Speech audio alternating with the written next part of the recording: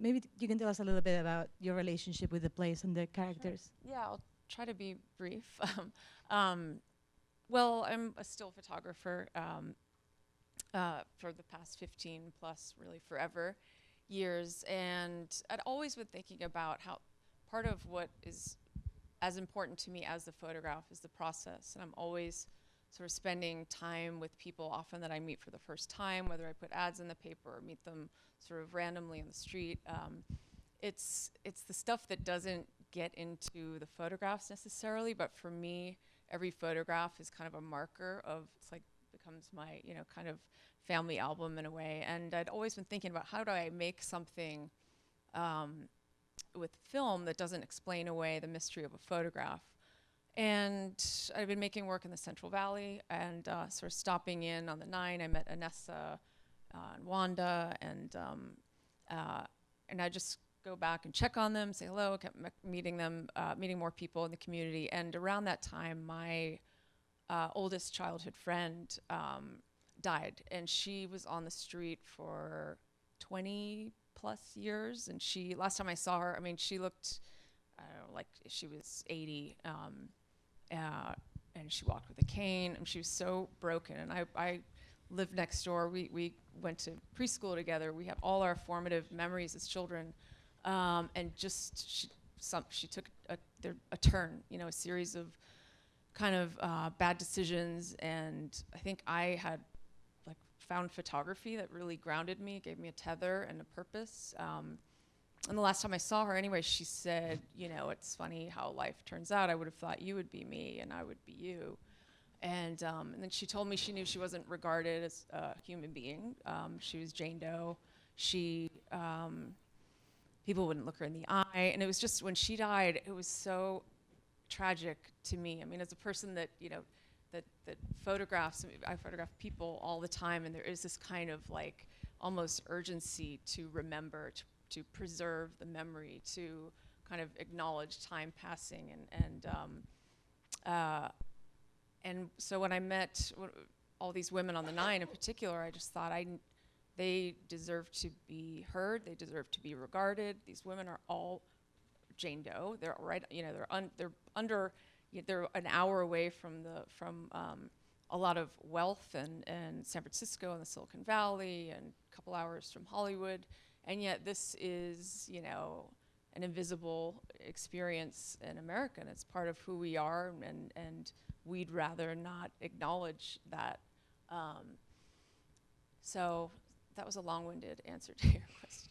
But that's, it was a personal, it felt right, especially given sort of my history and with Heather. And otherwise I would not presume to, sort of ethically have the right to tell their story. I never pretended to be from the 9, but I did explain sort of my interests and when I approached them about making a film together. And I think that really resonated with everyone.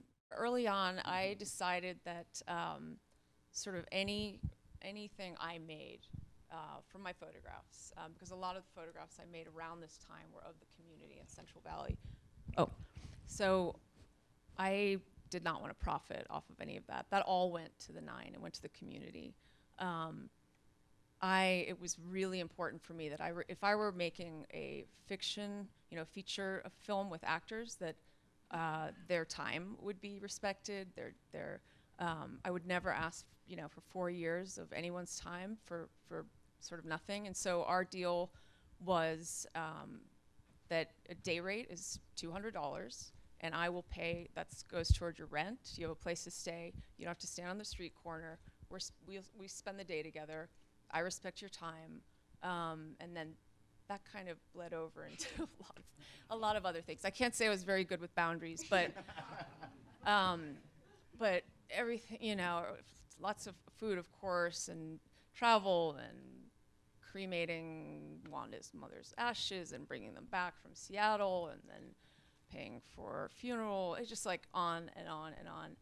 But it is really difficult to say no, not because you know, the conundrum could be, I'm not a journalist, so I don't feel like I'm bound by the ethics of journalism. Like you don't, of course, you don't pay for facts and for, you know, and I wasn't making that kind of movie, and I felt like, well, so the sort of line that I'm drawing is, one, are they going to give me what they think I want? Because when I show up, I'm providing.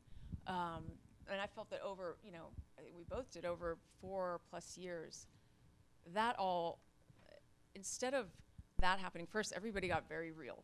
You know, we were all on our best behavior sort of early on, and then it was just, you know, we got to know each other. We're like, they're real relationships, and they're complicated, but I know that they felt respected and not taken advantage of. And I wish, you know, God, I wish this kind of movie would turn a profit, and I would give it all to them. You know, I don't want to reap any sort of financial rewards from that, but I just, you know, that's probably not the case. But they, do you have anything else to say? She was always like, Katy, say no, like the boundary issue. You're making me look like the bad guy. No, not the bad guy, but maybe the more reasonable one. But I have a really hard time just feeling like, okay, you're you know, sleeping out in the rain, and it's really cold, and no, I'm not gonna. I drive down to Modesto, and like, let's get a room for the week, and you know, Tony's blood sugar is low, and he's diabetic, and we think he's in a diabetic coma. I get in my car, put the kids in the car, let's go. We're gonna go make sure, you know. So it just, but it kind of never ends, and I have not resolved any, you know, your question basically. Can I add a little bit to that? Not to mention sort of the danger that Katy and Hannah were putting themselves in, and driving around in the 9 and late at night and getting pulled over by police, and police saying, "What are you girls doing here? This is not a place you want to be. You guys go home." Just kind of would shoo them back home, and they would, from what I understand, drive around the block and then come back. We'd be like, well, these are our friends. We're fine. They're Yeah, we're taking care fine. of us. We're not.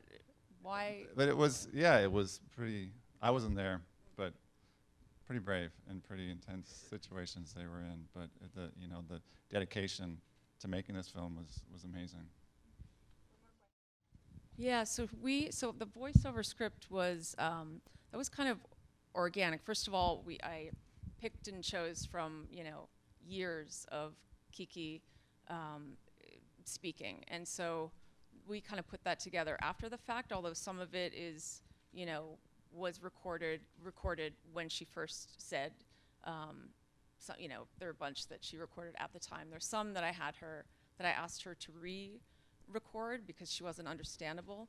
But it was, so some of them were kind of redone later, but her words, and it was, you know, I felt like it was again important that she tell her story in her way, but also that what was I going to say? I just lost my train of thought. Do you have any other thoughts on that? No, I mean, it's really important to know that all of the things that were said there may have been kind of refined by Katy with Kiki, but they were all said by Kiki. Those were sentiments from Kiki's heart, and I mean, I think that's really the most important thing. As Katy's been saying, all of this has been driven by these women, and this is their story, and that was ultimately the most important thing to achieve.